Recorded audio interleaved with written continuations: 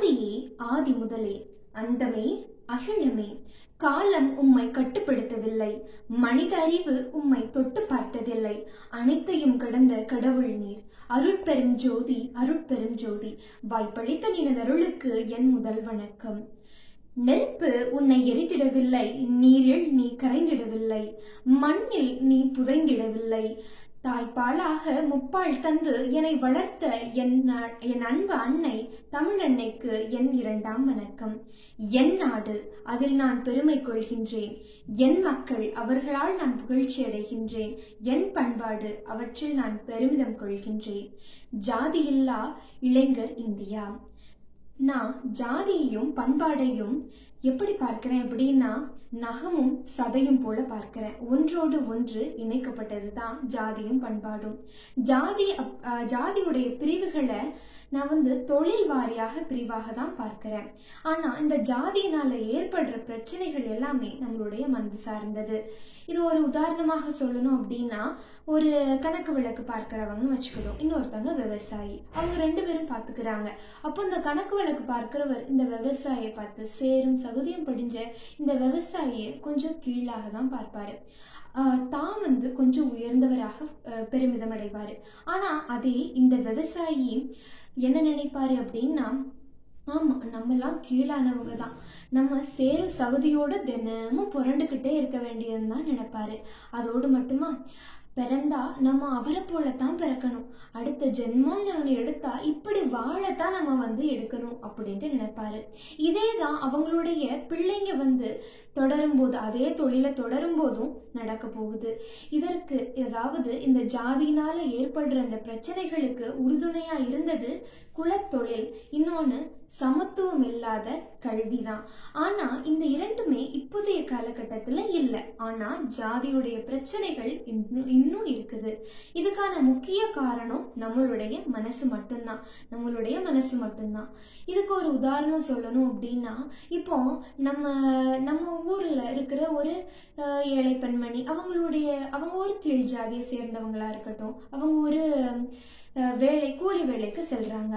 அவங்களுடைய மகன் ஒரு நல்லா படிச்சு குலத்தொழில் எதுவும் செய்யாம நல்ல சமத்துவ கல்வி பெற்று நல்ல ஒரு பெரிய பதவியில ஒரு ஆட்சியாளராக அதே ஊருக்கு திரும்பி வரும்போது நம்ம 4 பேர் என்ன சேர்ந்து சொல்லுவோம், இவனை தெரியாதா, இவங்க அம்மாவை தெரியாதா, இவங்க அம்மா என்ன வேலை செஞ்சாங்கன்னு நம்மளுக்கு தெரியாதா, இவன் ஜாதி எல்லாம் கீழ் ஜாதி தான், இவனுக்கெல்லாம் நம்ம அடி பண்ணிய கூடாதுன்ட்டு நம்ம சொல்லிக்கிடுவோம்.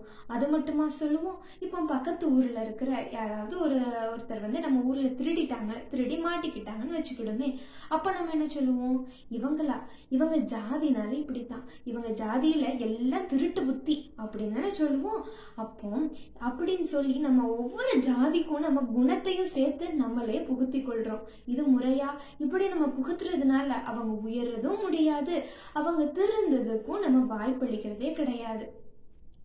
நம்ம வெளிநாட்டுகள் எல்லாமே நம்ம நாடை விட சுத்தமா இருக்கும் அப்படின்னு நம்ம கேள்விப்பட்டிருப்போம், சொல்லவும் செஞ்சிருப்போம். நம்ம நாடை எப்பவுமே நம்ம கீழாக தான் நினைப்போம். ஆனா சில நாடுகள், ஜெர்மனி அந்த மாதிரி நாடுகள் எல்லாமே கொஞ்சம் சுத்தமா தான் இருக்கும். அப்போ நான் என்னுடைய உறவினர் அங்க வேலை பார்க்கறாங்க. அவங்ககிட்ட கேட்கும் போது அவங்க ஒரு நிகழ்வோட சொன்னாங்க. என்ன அப்படின்னா, அவங்க அலுவலகத்துல வேலை பார்த்துக்கிட்டு இருக்கும்போது என்னுடைய உறவினர் ஒரு நாள் கதவை சரியா சாத்தாம உள்ள அறைக்குள்ள வந்துட்டாங்க. அப்போ அங்க வேலை பார்க்கிற ஒரு உயர்ந்த அதிகாரி அவங்களுடைய உயர்ந்த அதிகாரி அந்த கதவை பொறுமையா அடைச்சு அதுக்கடுத்து அவங்களுடைய வேலை தொடர்ந்தாங்க. இப்போ இதுல இருந்து நான் என்ன சொல்றேன் அப்படின்னா, அவங்க சொன்னாங்க அவங்க இப்படி இருக்கிறதுக்கான காரணம் என்ன அப்படின்னா, அவங்க பள்ளியில அவங்க பெற்ற கல்வி அறிவும் ஒழுக்கமும் மட்டும்தான். இந்த ஜாதியில்லா இளைஞர் இந்தியாக்கான தீர்வும் பள்ளியில பெறக்கூடிய சமத்துவமான கல்வி அறிவும் நல்ல கல்வி அறிவும் நல்ல ஒழுக்கங்கள் மட்டும்தான். இப்போ பவுலடியார் ஒரு சிறந்த எடுத்துக்காட்டா சொல்றாரு.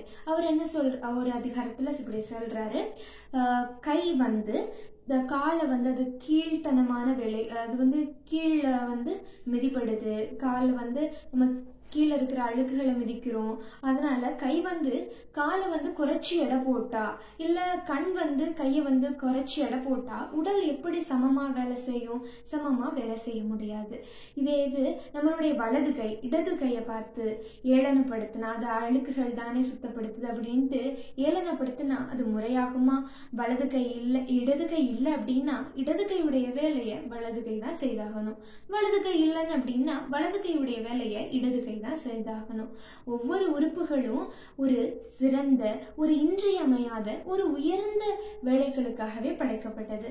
அதே மாதிரிதான் எந்த மனிதன் செய்யற தொழிலும் எல்லாமே உயர்ந்தது, எல்லாமே இன்றியமையாதது, எல்லாமே தேவையானதுதான். பிற்போக்கும் எல்லா உயிர்க்கும் சிற்பொவ்வா செய்தொழில் வேற்றுமையான். நம்ம செய்யற தொழில்னாலையும் நம்ம காட்டுற திறமைனாலையும் நம்ம வந்து வேறுபட்டவங்க தான். ஆனா நம்மளுடைய பிறப்புனால நம்ம எல்லாருமே சமந்தான். இதை சிந்திப்போம், செயல்படுவோம். வாய்ப்பளித்த நல்ல உள்ளங்களுக்கு நன்றி, வணக்கம்.